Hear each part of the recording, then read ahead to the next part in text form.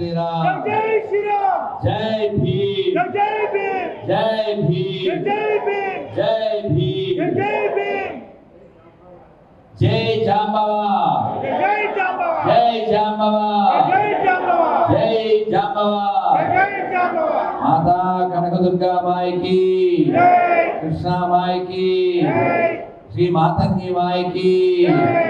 జై శ్రీరామ్. మనం ఈ సమావేశంలో కూర్చున్న కలిసిన ఉద్దేశం మన యొక్క బ్యానర్ మీద ఉంది, కుల విద్వేష నిర్మూలన వేదిక. మాధవ్ గారు ఫోన్లో చెప్పారు, మన కార్యకర్తలు మాట్లాడారు. అసలు ఏ రూపంలో కూడా ద్వేషము విద్వేషం ఉండకూడదు.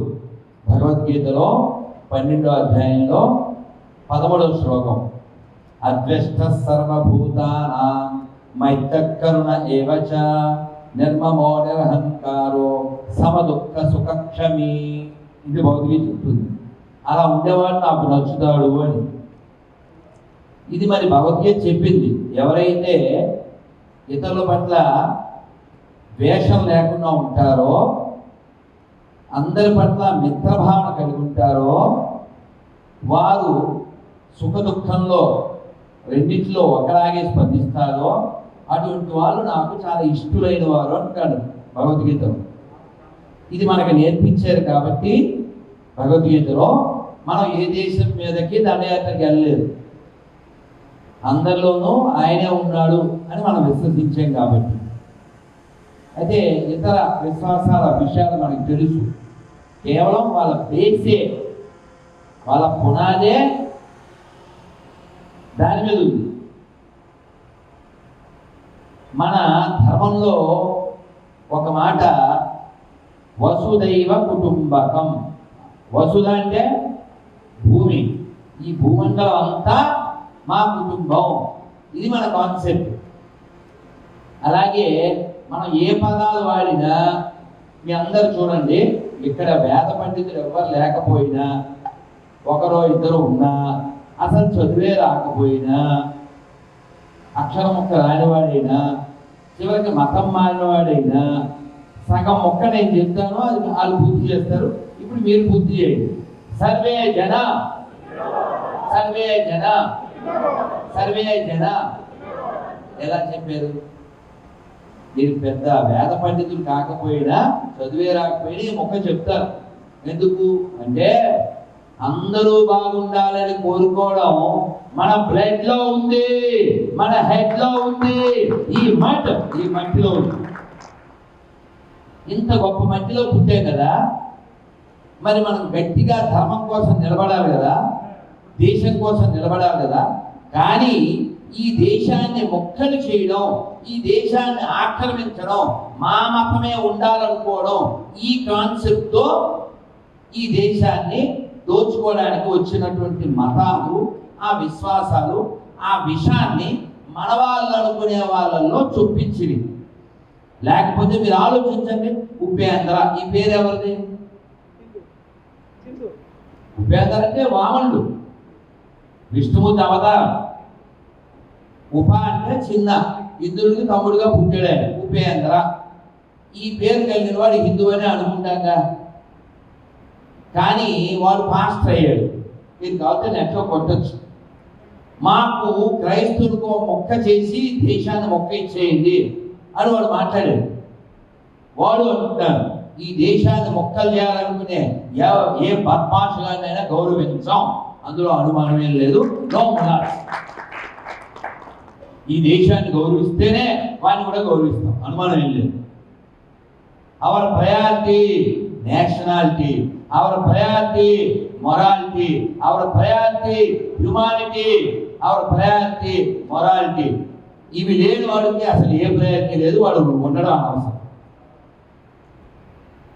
వాటిలో ఆలోచన ఎవరు కల్పించారు? వాడి పుస్తకం, వాడిని తయారు చేసింది ఆ మస్తకానికి కారణం ఆ పుస్తకం. మీరు ఆలోచించండి, రాంబాబు అనేవాడు ఉపేంద్ర అనేవాడు, లేకపోతే దామోదరో లేకపోతే శ్రీనివాసు, మీరు వినలేదు, మరి వినిపించమంటే వినిపిస్తా. నారాయణ ఆ పేరు కలిగిన వాడు రాత్రి నాకు వాయిస్ మెసేజ్ పెట్టాడు. అదే మతం మారాడు వినలేని మాటల్లో.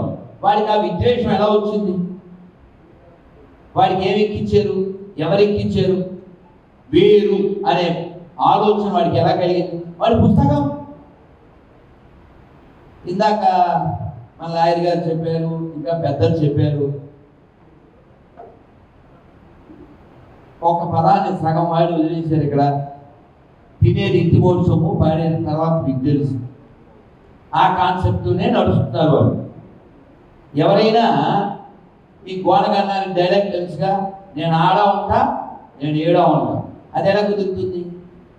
మోడి తెచ్చే పూలు కావాలి, మోడి తెచ్చే చీర కావాలి, మోడి తెచ్చే నగలు కావాలి, మోడి తెచ్చే బట్టలు కావాలి. కార్యక్రమం మాత్రం ఓయేలో ఇంకో చోట. ఇది వాళ్ళ స్టాండర్డ్. ఇప్పుడు మనం భగవంతుణ్ణి సర్వశక్తిమంతుడు అంటాం. అంటే దైవం అంతా ఇస్తాడు మనకి. రామదాస్ గారు కూడా చెప్పారు. మీరు చెప్పండి ఒకసారి, రాముని వారము చెప్పండి ఒకసారి, రాముని వారము మాకేమి విచారము, రామా నీదే భారము, దాశరథి నీవే మాకు ఆధారము.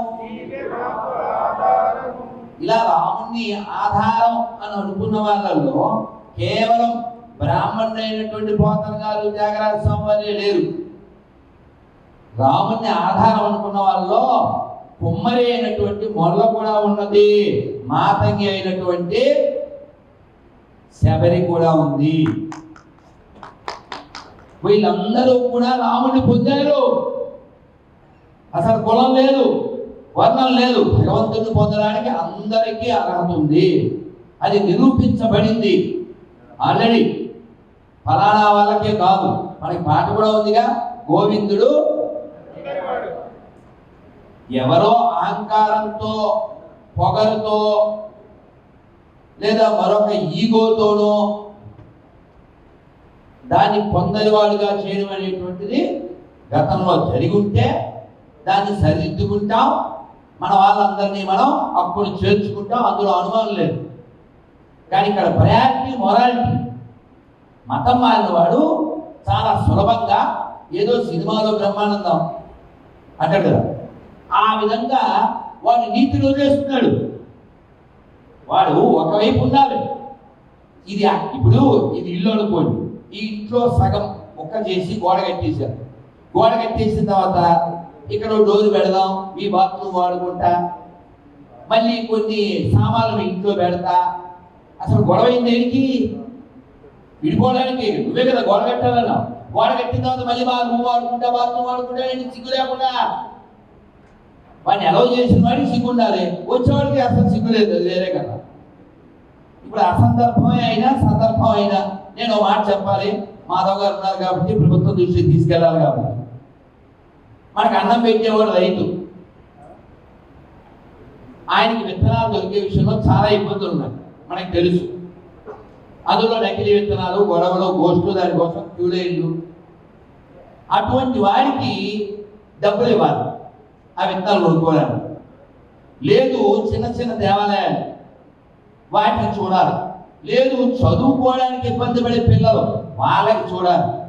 ఇది మానేసి అసలు ఈ సొసైటీకి పావలా కాదు పైసా ఉపయోగం లేని వాళ్ళకి నెల నెల ప్రజల ట్యాక్సుల డబ్బులు వచ్చి జీతాలు ఎందుకు ఇస్తున్నారో,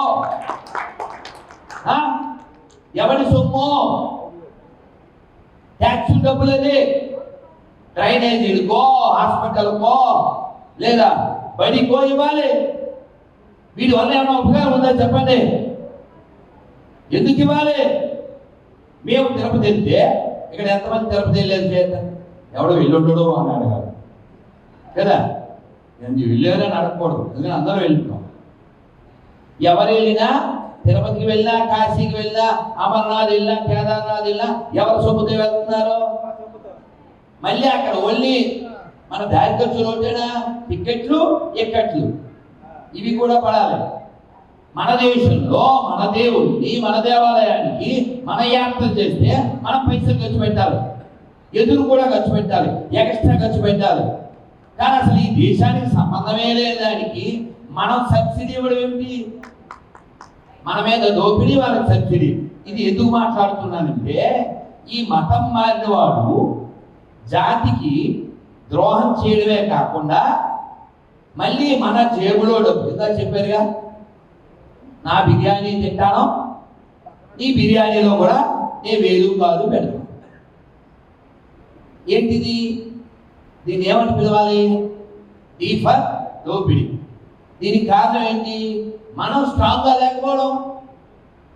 ఒకప్పుడు మీరు ఎయిర్పోర్ట్లో వెళ్ళారండి, క్యాజువల్గా వెళ్ళిపోవడం కుదరదు. ఇది పెడతారు, ఏంటది? స్కానింగ్, మెటల్ డిటెక్టర్ అవునా?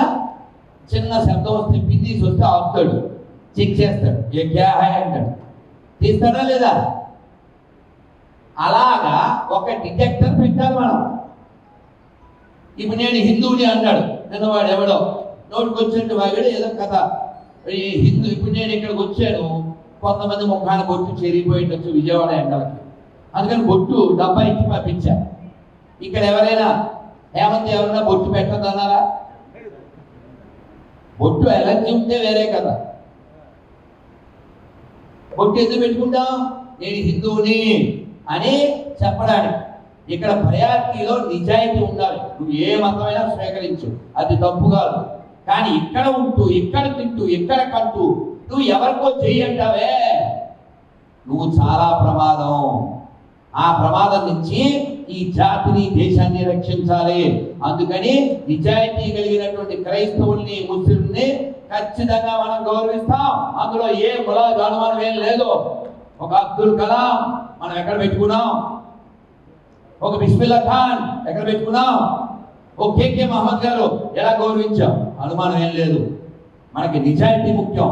అంతేగాని నువ్వు ఒక మతం మారిన తర్వాత మా వాడు చాలా సర్వశక్తిమంతుడు అంటావు, వాడిని కూడే పెట్టలేకపోతున్నాడు కదరా, నీకు పేరే పెట్టలేకపోతున్నాడు కదరా, వాడు శక్తిహీనుడా?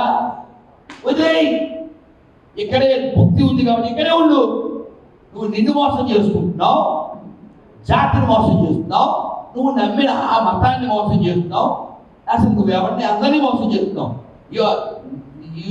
నిన్ను నువ్వు పెంచుకోవాల్సిన పదం ఏమిటంటే చీట, అదే మ్యాటర్. ఆ పదమే పెట్టాలి, ఆ పదమే పెట్టాలి. ఇంకో విషయం, ఎవరినైనా ఎదవగారు అంటే బాగుంటుందా?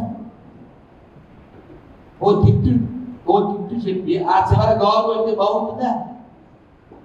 కాబట్టి మనం నిజాయితీగా ఉండడాన్ని ముందు వీళ్ళకి వివరించాలి. వాడి రిజర్వేషన్ ఎందుకు కావాలనుకుంటున్నాడు? దాని డబ్బులు కాబట్టి, డబ్బులు. ఆ డబ్బుల ద్వారా ఏదో బలవచ్చు, బలిసి ఇందాక చెప్పారు కదా, నేను ఎవరి దగ్గర రిజర్వేషన్ పొంది ఇక్కడికి వచ్చాను వాళ్ళకు ఉపకారం చేద్దాం, అది లేదు. ఆ సామెతలో చెప్పినట్టే, తినేది ఇంటి మూడు సొమ్ము తర్వాత. ఇది ఎందుకు జరుగుతుంది?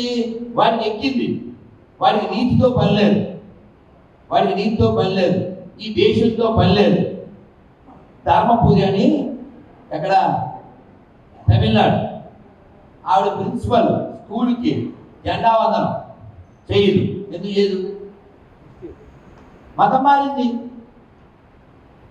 డాక్టర్ బిఆర్ అంబేద్కర్ గారు చెప్పినట్లు మతం మారితే ఏమవుతుంది? వాడికి ఈ జాతి పట్ల భక్తి ఉండదు, శ్రద్ధ ఉండదు. కాబట్టి మతం మారితే వాడి వ్యక్తిగత ఆరాధన ఒకటే మారదు, ఈ దేశం పట్ల గౌరవం పోతుంది, ఈ ధర్మం పట్ల ద్వేషం వస్తుంది. మీరు ఆలోచించండి, కులమే లేని మతంలో కదా వాడు ఉన్నది. వాడి కులంతో పనే ఉంది. ఉదాహరణ మీకు అర్థం కావడం కోసం చెప్తున్నా.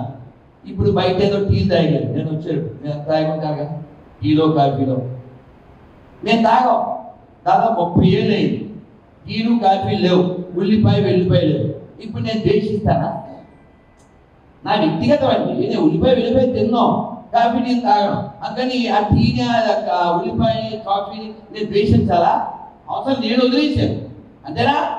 నువ్వు హిందూ మతాన్ని వదిలేసావు, కాబట్టి అందులో అన్ని వదిలి మళ్ళీ అందులో కొన్ని తీసుకుంటాను, కొన్నిటిని ద్వేషిస్తాను, ఫలానా కులాన్ని ద్వేషిస్తాను, ఫలానా వర్గాన్ని ద్వేషిస్తాను. ఇది ఎవరు నేర్పిస్తారు? మతం మారిన వాడికి వాడి మతం నేర్పిస్తుంది. ఎందుకంటే వాళ్ళ పుస్తకాల్లో అదే ఉంది, విడగొట్టు, చెడగొట్టు, పడగొట్టు. మనకు అలా చెప్పలే.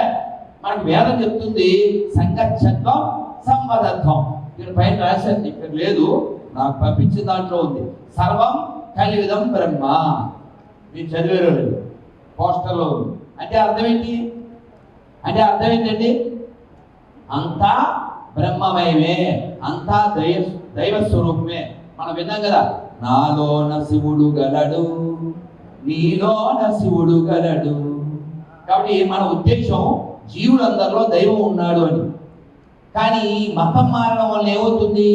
వాడు గతాన్ని మర్చిపోయి దేశానికి వ్యతిరేకంగా మాట్లాడుతూ ఏదో మాదొకటే కరెక్ట్, మిగతాంతా కరెక్ట్ కాదు అంటూ సాటి వాళ్ళతో జగడం. ఇప్పుడు నిన్నేదో కృష్ణా జిల్లాలోనే ఏదో రామాలయం కట్టుకోవాలి, ఆ ఊళ్ళో 4 చర్చిలు ఉన్నాయి. ఆ రామాలయం వాళ్ళు తీసి మళ్ళీ కట్టుకోవడానికి 1 year అయింది, ఇంకా కట్టుకోనివ్వట్లేదు.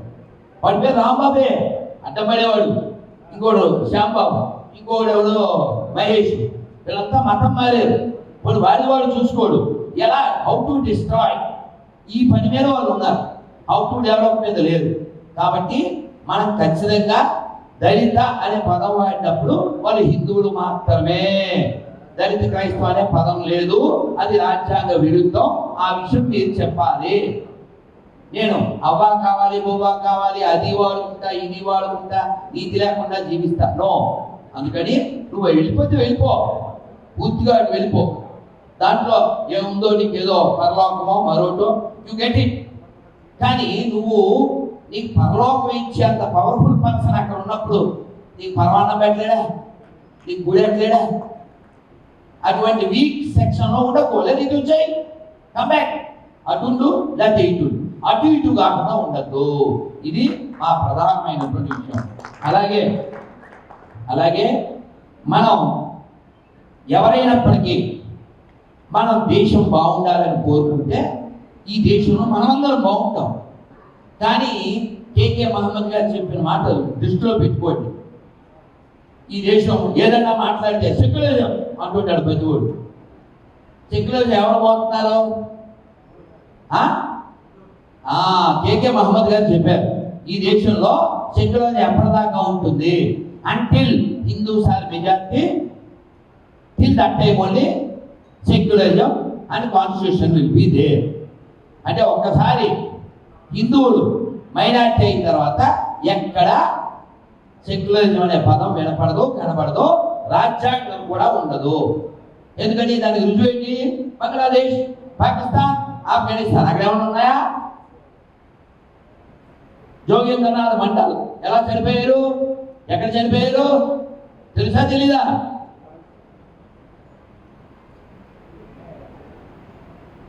ఆయన పాకిస్తాన్ న్యాయశాఖ మంత్రిగా పేరుకి కొన్ని లక్షల మంది దళితులతో పాటు పాకిస్తాన్ వెళ్ళారు. ఎవరు నమ్మి? సున్నా, నాట్ జిన్నా, దరిద్రం. వాడి పేరు మీద ఇంకా ఏదో ఉంది గుంటూరులో, దాన్ని అబ్దుల్ కలాం మార్గంగా మార్చలేని దుస్థితిలో మన వాళ్ళు ఉన్నారు. ఆయన అక్కడికి వెళ్తే పోనీ వాళ్ళకి ఏమైనా న్యాయం జరిగిందా? ఆయనకి ఏమైనా న్యాయం జరిగిందా? వాళ్ళందరూ మతం మార్చబడ్డారు, హతమార్చబడ్డారు. ఆయన కూడా దిక్కులేక కలకత్తాకు వచ్చి చిన్న పూరు గుడిసెలో పూర్గా చనిపోయాడు. అది న్యాయశాఖ మంత్రికి జరిగిన న్యాయం. ఇది జరుగుద్దా? కాబట్టి సర్వే జన, ఈ మాట నేను చెప్పగలను, మీరు చెప్పగలరు. ఒక హిందువుగా మతం మారినాడు చెప్పడు. ఎందుకని? వాడి మతంలో వాడు మాత్రమే సుఖంగా ఉండాలని కోరుకుంటాడు. కాబట్టి ఈ విధానం సంవిధానం కాదు, ఇది జాతికే కాదు ప్రపంచానికి ప్రమాదం. అందుకని ఈ దీని నుంచి రక్షించుకోవడానికే మన వాళ్ళని మనం గట్టిగా చేసుకోవాలి. ఎవరు నిజాయితీగా ఈ రిజర్వేషన్ పొందడానికి అర్హులో వాళ్ళు పొందాలి. నాకు అక్కర్లేదు ఇది అనవాడు ఎందుకు పొందాలి? ఇన్ని రోజులు ఎందుకు సాగింది అంటే వడ్డించేవాడు మనవాడు, అది ప్రాబ్లం. వడ్డించేవాడు వాళ్ళవాడయ్యాడు. కాబట్టి హిందువులు బలపడాలి, హిందువుల్లో ఉండేటువంటి దళితులు బలపడాలి. అన్ని రకాలుగా వారికి మనం మద్దతు ఇవ్వాలి. ఇది మనం దృష్టిలో పెట్టుకోవాలి. కేవలం సమావేశంలో మాత్రమే కాదు, ఒక కష్టం వచ్చింది, ముఖ్యంగా వివాహం విషయంలో నా దగ్గరికి ఒక దళితుడు 2-3 ఏళ్ళ నుంచి తిరుగుతున్నాడు. ఆ అబ్బాయి ఖచ్చితంగా హిందూ అమ్మాయినే పెళ్లి చేసుకోవాలి, వాళ్ళ ఇంట్లో వాళ్ళు ఎవరో ఒకరు చేసేసుకోరా అంటారు. కాదు, నేను హిందూగా పుట్టాడు, హిందూగా జీవిస్తున్నా, హిందూ అమ్మాయిని పెళ్లి చేసుకోవాలి. మేము 2-3 ఏళ్ళ నుంచి ట్రై చేస్తుంటే ఇది పరిస్థితి. మనకు తెలుసు, వాడు ఎవరికో 158 మంది దొరికారు పూణేలో, తెలుసు కదా. ఒక్కోడికి 3, 6, हम 4 बेबीज 40 बेबीज हम 5 हमको 25. ఆ పరిస్థితి అలా ఉంది, ఇక్కడ పరిస్థితి ఇలా ఉంది. మనం మారాలి, మనం ఎదగాలి. మన ధర్మంలో చాణక్యుడు చెప్పాడు, ఎలాంటి దృష్టి కలిగి ఉంటే వాడిని పండితుడు అంటారు. అందరూ ఒకసారి చెప్పండి, మాతృవత్ చెప్పండి ఒకసారి. మాతృవత్ పరధారేషు పరద్రవ్యాన్ని లోష్టవత్ ఆత్మవత్ సర్వభూతాని సపండిత పండిత. బాగా గుర్తుపెట్టుకోండి, ఇది చాలా applicable to this round table conference. అదవుతుందా? ఏం చెప్పారు చాణక్యుడు? తన భార్య కానీ వాళ్ళందరూ తనకి తల్లులతో సమానంగా భావించేవాడు, తన ధనం కాని దాన్ని మట్టిలా భావించేవాడు, అందరినీ తనతో సమానంగా భావించేవాడు ఈజ్ కాల్డ్ పండిత. అలా కాకుండా దీనికి ఆపోజిట్ గా జీవిస్తే ఆ పండిట్ స్పెల్లింగ్ లో టీ తీసేయండి. మీకు అర్థమైంది కదా, పిఎన్డిఏటి పండిట్ కదా, టీ తీసేస్తారు. కాబట్టి మనం శాస్త్రం చెప్పింది, మనం ఈ భూమి మీద కొన్నాళ్ళే ఉంటాం. యదృశ్యం తన్నశ్యం. మనం ఇక్కడ ఏమి కంటిన్యూగా ఎప్పుడూ ఉండడు. కారే రాజులు వారేరి గర్వోన్నతి పొందరే, భూమిని కొనుక్కోవంజాలిరే అని చెప్పాడు. ఎప్పుడూ ఇక్కడ ఉండడు. ఉన్న కొన్నాళ్ళు మనం ఎలా ఉండాలి? తిరుమలలో వెంకటేశ్వర ఉండేటువంటి స్థలాన్ని ఏమని పిలుస్తారు? ఆనంద నిలయం. ఎలా ఉండాలి మనం? ఆయనలా ఆనందంగా ఉండాలి. లేదు శివుడు ఉండే కాశీ ఆనందవనం, మనం ఆనందంగా ఉండాలి. ఆనందంగా ఆనందమయోభ్యాసాత్తుడు వేదం. మనం ఆనందంగా జీవిద్దాం ఉన్న కొన్నాళ్ళు. దానికి మళ్ళీ అంతరం, గొడవ, జగడం, మేమెక్కువ మీరు తక్కువ. అసలు ఇంకో విషయం, వాళ్ళు అనుకునేటువంటి పరలోకం ఇంతవరకు పొందినట్టు ఎక్కడా రుజువు లేదు. వాళ్ళ మతాలు 3000-4000 సంవత్సరాల క్రితం ఉన్నట్టు రుజువులు లేవు. మొన్న మారిషస్ కాదు, అది మారిషస్ కాదు, ఇంకో దేశం ఇండోనేషియా అధ్యక్షులు వారు ఏం చెప్పారు? నాకు భారతీయ సంగీతం వింటే లోపల నుంచి ఆనందం పొంగుతుంటది. ఎందుకు? మా మూలాలు ఇవే. అలాగే ఆఫ్ఘనిస్తాన్ 99.7 ముస్లిమ్స్ అంతా నిర్మూలించబడింది, మతం మార్చబడింది, అది చేయబడింది, అది పక్కన పెట్టు. అతను ఏం చెప్పాడు? మా మూలాలు ఇక్కడవే. పాకిస్తాన్ మా మూలాలు ఇక్కడవే. Japan our gods Hindu gods. ఇలా ప్రపంచం అంతా స్పష్టంగా చెప్తుంది, అన్నిటికీ మూలం భారతమే, భారతదేశమే.